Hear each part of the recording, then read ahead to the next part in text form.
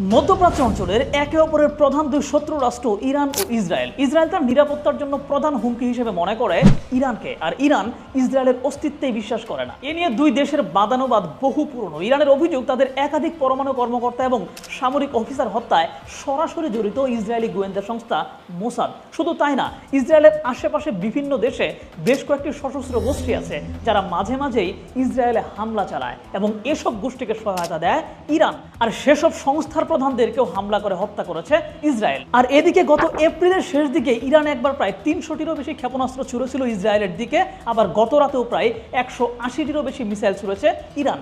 ইরানের এমন মিসাইল হামলায় মুহূর্তের মধ্যেই কেঁপে ওঠে পুরো ইসরায়েল। মানে আক্রমণ প্রতি আক্রমণের অবস্থা এখন এমন হয়ে দাঁড়িয়েছে যে ইরানের এই হামলার প্রতিবাদে যদি ইসরায়েল ও ইরানের ভূমিতে সরাসরি হামলা চালায় তবে মধ্যপ্রাচ্য একটা কঠিন যুদ্ধের দিকে ধাবিত হবে। তো ইসরায়েলের সেই হামলার সম্ভাবনা আসলে কতটুকু?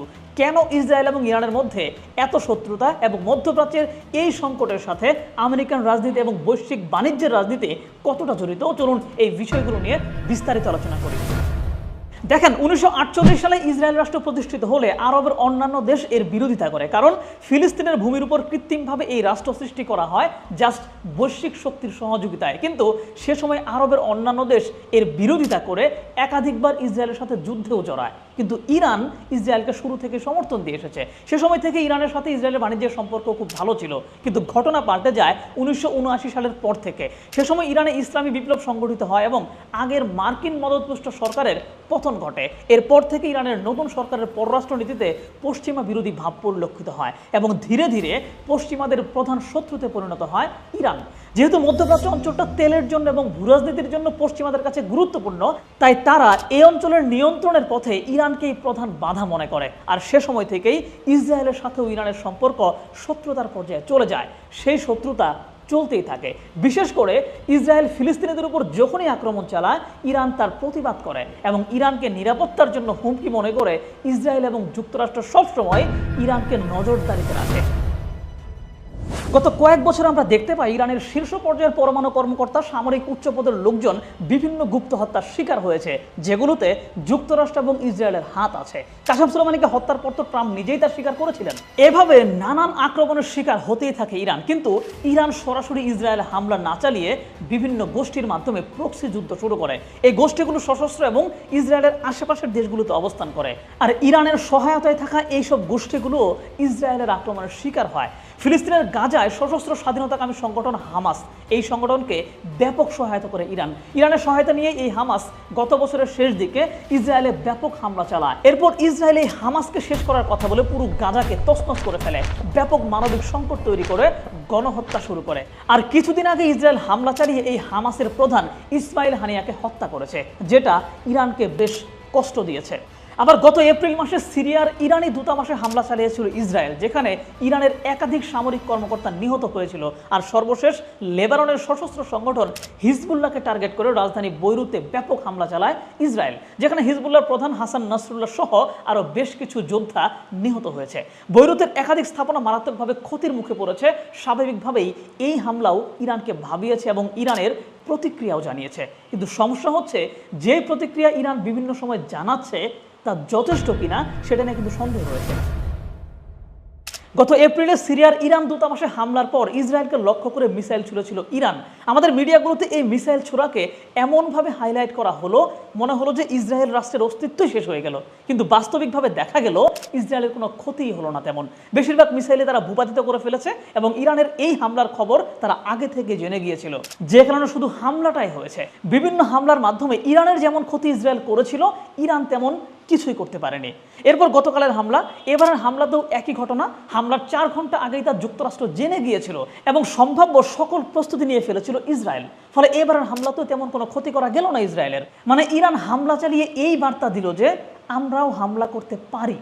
এবং মধ্যপ্রাচ্যে যেসব দেশ এবং গোষ্ঠী ইরানকে গুরু মনে করে এবং ইরানকে সমর্থন দেয়, সেসব গোষ্ঠী যাতে ইরানের উপর থেকে বিশ্বাস না হারায়, সেজন্য ইরান এই হামলা হয়তো করেছে। কিন্তু ইসরায়েলের চূড়ান্ত ক্ষতি ইরান চায়নি, কারণ এতে যদি ইসরায়েল এবং যুক্তরাষ্ট্র মিলে ইরানে হামলা চালায়, সেটি ঠেকানো ইরানের জন্য কঠিন হয়ে যাবে। এইটা ইরান ভালো করে জানে। তো এই ক্ষেত্রে আরেকটি ঘটনা আপনাদের একটু মনে করিয়ে দেই। আমি এর আগের একবার ভিডিওতে এই কথাটি বলেছিলাম।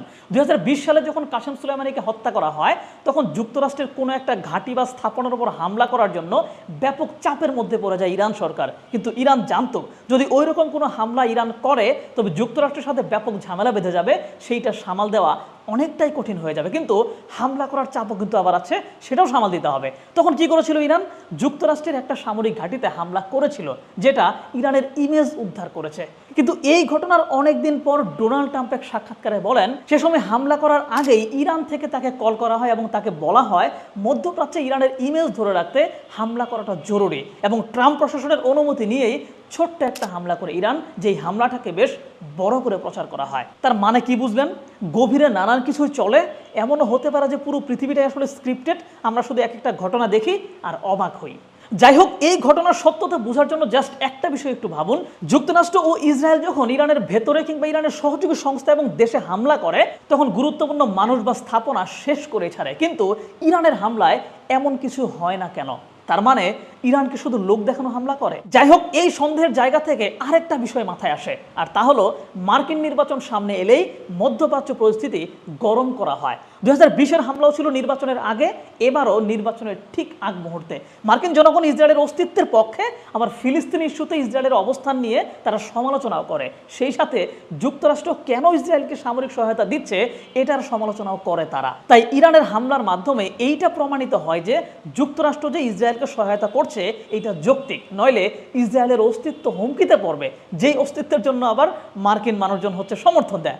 এবং এর ফলে এই ঘটনাটা কিন্তু জনমতে প্রভাব ফেলবে, কারণ মধ্যপ্রাচ্য হাতে রাখতে হলে ইসরায়েলকে সহায়তা করতেই হবে, আর এই সহায়তার পেছনে জনসমর্থন নিতে ইরানের হামলাটা কাজে দেবে। এবং সেই সাথে নির্বাচনের ফান্ডিং থেকে শুরু করে মিডিয়া সহ নানান কিছুর কন্ট্রোল এমন কিছু মানুষের বা প্রতিষ্ঠানের হাতে যারা ইসরায়েলের অস্তিত্ব টিকিয়ে রাখতে বদ্ধপরিকর। সুতরাং এই হামলা তাদেরকেও এইটা বুঝিয়ে দিল যে এমন কাউকেই ক্ষমতায় আনা দরকার যারা ইসরায়েলের অস্তিত্ব টিকিয়ে রাখতে ভূমিকা রাখবে। সেই জন্য এই হামলা করানোর পেছনে যুক্তরাষ্ট্রের হাতও থাকতে পারে। আবার মধ্যপ্রাচ্যে অস্ত্র ব্যবসা টিকিয়ে রাখা, সশস্ত্র গোষ্ঠীগুলোকে সাহস যোগানো এবং ইরানের প্রতি অনুগত রাখার জন্যও এই হামলা হতে পারে, যা মূলত পুরো মধ্যপ্রাচ্যের রাজনীতির সাথে জড়িত। তো এত কিছু হাবিজাবি চিন্তা করে আমার মনে হচ্ছে যে ইসরায়েল হয়তো পাল্টা হামলা করবে না। তবে এমনও হতে পারে যে বেশ কিছুদিন পর অতর্কিত কোনো হামলায় ইরানের গুরুত্বপূর্ণ কাউকে হয়তো হত্যা করে ফেলতে পারে। কারণ বৈশ্বিক মোড়লরা আসলে সর্বাত্মক যুদ্ধ চায় না, তারা চায় যুদ্ধাবস্থা টিকে থাকুক, ধীরে ধীরে যুদ্ধ চলতে থাকুক। কিন্তু ব্যক্তিগতভাবে আমি আবার শান্তি চাই। যাই হোক, বিভিন্ন অ্যাঙ্গেল থেকে যা যা মাথায় আসছে সবই বললাম। আপনার কাছে এগুলো অবান্তর লাগতে পারে, তবে চিন্তা করতে সমস্যা কোথায়?